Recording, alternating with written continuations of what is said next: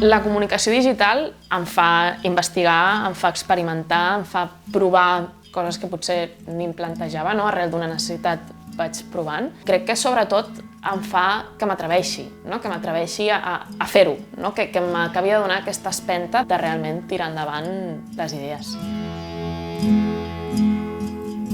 Faig joieria artística, la dansa. Crec que aquests dos conceptes han estat sempre molt presents, que seria objecte i cos. La joieria, una particularitat que té és que no és només un procés físic, és a dir, hi ha un procés creatiu previ que costa molt de palpar. És una feina que és molt solitària i és veritat que les xarxes em resolen una part, no? Perquè em fan estar connectada amb altra gent, em fan interactuar.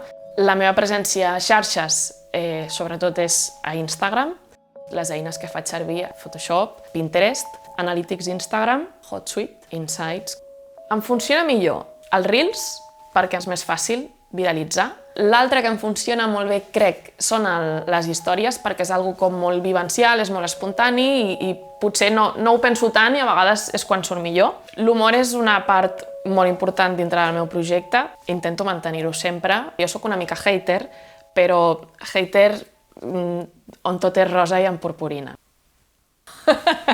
La joieria té una imatge que és molt comercial. Crec que pot conviure amb aquesta part més artística, el que passa que a nivell xarxes, no sé si peco de que sigui massa personal, és massa artístic o és massa poc, vull dir, totes aquestes preguntes es van desenvolupant, no? El toolkit crec que m'ajuda sobretot a ordenar el calendari. És una eina que és fàcil, que està a l'abast i que et permet poder tindre més control sobre el que publico o sobre el que comunico. Connectar és part de la meva feina. Vaig pensar que tornar a l'escola d'art, que és on jo vaig estudiar, estaria bé ja no només per potser omplir el ventall com a artista a nivell de creixement, no? Sinó també a nivell de poder generar un contingut. Tinc la sensació de que quan penso massa què publicaré, la interacció és menor. Però quan soc més espontània, quan soc més crítica, és quan hi ha més impacte a nivell de xarxes. És a dir, quan faig el que potser no toca fer, es generen més interaccions, es generen més comentaris, es generen més likes. Ara mateix, el que més likes té i el que més repercussió ha tingut ha sigut un vídeo de les meves gates. Si tinc en compte la meva feina, el següent són unes peces que faig que són mugrons, no? Perquè parlo del moviment free de nipple, tal. Vull fer un podcast.